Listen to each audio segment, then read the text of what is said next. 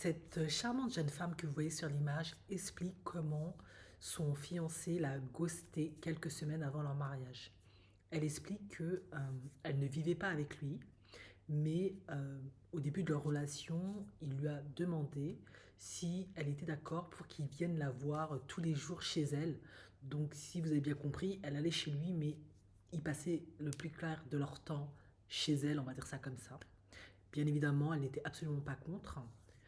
Et du coup, après de nombreuses années de relation, ils ont commencé à parler mariage. Alors au moment où ils ont commencé à faire les préparatifs, lui, il venait du travail et il l'avait appelé au téléphone et il parlait de combien ils s'aimaient, combien ils avaient surmonté et traversé des épreuves pas possibles pour être là où ils sont aujourd'hui, combien il était important pour eux qu'elle soit dans sa vie et que lui soit dans sa vie, combien c'était un homme extraordinaire, que c'était une femme magnifique, extraordinaire et qu'elle ferait une superbe épouse et la mère, vraiment, la mère superbe de ses enfants. Peu importe, appelez ça comme vous voulez. Et ça a été comme ça plusieurs fois au téléphone. Ils se parlaient, ils se rassuraient, ils se disaient qu'ils s'aimaient, etc., etc. Et cetera. Et bien évidemment, les jours avançaient. Sauf que malheureusement, quelques jours avant le mariage, il me semble, elle a essayé de le joindre au téléphone et il n'était plus joignable. Il avait tout simplement disparu. Elle explique, c'est comme ça qu'elle a compris que il, il n'allait jamais se marier avec elle, hein, malgré qu'il n'arrêtait pas de lui dire je t'aime, t'es ma femme, j'ai hâte que tu sois mon épouse, etc. Bon, moi je vais donner mon avis là-dessus. Vous êtes absolument libre de ne pas être en accord avec moi. Je pense que il y a une différence entre aimer une femme, se sentir bien avec elle, et l'aimer suffisamment pour faire toute sa vie avec cette femme, ainsi que de prendre tous les engagements qu'implique un mariage. Et je pense que beaucoup d'hommes qui ghostent leurs copines parce qu'ils veulent pas les épouser, ben c'est ça en fait.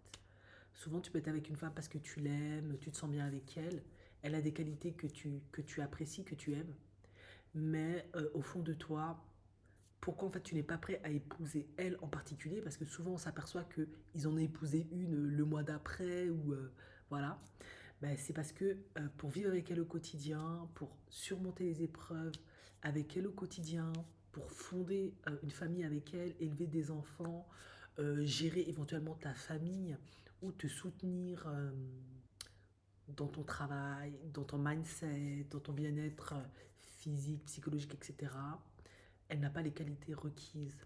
Et je sais que pour certaines femmes, ça peut être extrêmement, extrêmement certaines le comprennent très bien, mais pour certaines femmes, ça peut être complètement absurde parce que tu te demandes, mais alors pourquoi tu restes autant de temps avec moi si c'est pour finalement te rendre compte que je ne suis pas celle qu'il te faut.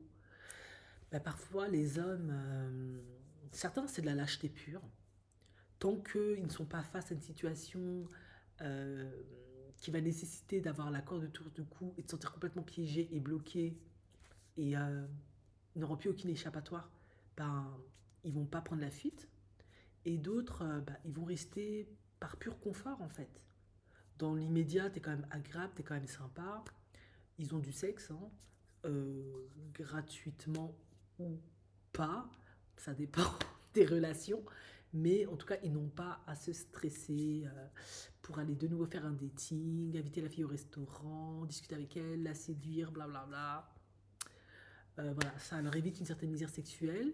Effectivement, si tu vis avec eux, ben, au quotidien, tu les arranges sur plein d'aspects. En revanche, ça ne veut pas dire que tu as les qualités requises. Peut-être qu'il y a quelque chose dans ta personnalité qui est nécessaire pour eux, pour... Enfin, il y a peut-être des qualités qu'ils aimeraient voir chez leur future femme, la mère de leurs enfants, que tu n'as pas forcément. Mais sur le coup, ben, comme ça ne nécessite pas un engagement très complexe où il y a trop de risques, ben, ils vont rien dire, ils vont faire avec.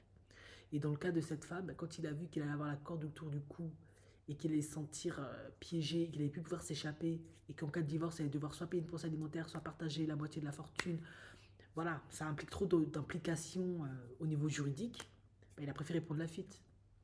Maintenant, ce qui est dommage, c'est que je pense que dans ce cas de figure-là, il faut, même si c'est dur, hein, ça demande du courage, il faut aider la personne, la femme, à faire son deuil. Il faut trouver la force et le courage de arrêter avant autant d'engagement, d'implication, qu'elle ait commencé les préparatifs, et essayer de trouver les mots justes et de lui expliquer, si c'est possible, hein, pourquoi en fait on fait le choix finalement de ne pas l'épouser. Pour qu'elle puisse faire son deuil, ça va être douloureux, elle va peut-être te lancer toutes les assiettes à la figure, elle va peut-être euh, préparer ton assassinat, je ne sais pas. Mais au moins, il faut lui donner ça en fait, pour qu'elle puisse à un moment donné faire son deuil. C'est vrai qu'il y aura la phase de déni, des négociations, il y aura la colère, elle va passer par plein de phases, et puis à un moment donné, elle arrivera à la cinquième phase ou à la septième phase, l'acceptation. Ce sera douloureux, ce sera difficile, mais elle va finir par y arriver, et plus tard, elle comprendra que c'était la meilleure décision à prendre. En effet, avec le recul, quand l'amour va se dissiper, elle verra quand finalement il y a des choses qui n'allaient pas et que c'était la meilleure décision qui soit. Mais sur le coup, prendre la fuite comme ça, c'est horrible. Parce qu'elle reste avec une situation, une douleur, une blessure. C'est une trahison, elle n'a pas de réponse. Elle ne comprend pas pourquoi, qu'est-ce qu'elle a fait faux, qu'est-ce qui n'allait pas. Parce que tu as passé ton temps à lui dire je t'aime, tu es celle qu'il me faut, la femme de ma vie, j'ai hâte de t'épouser. Dommage.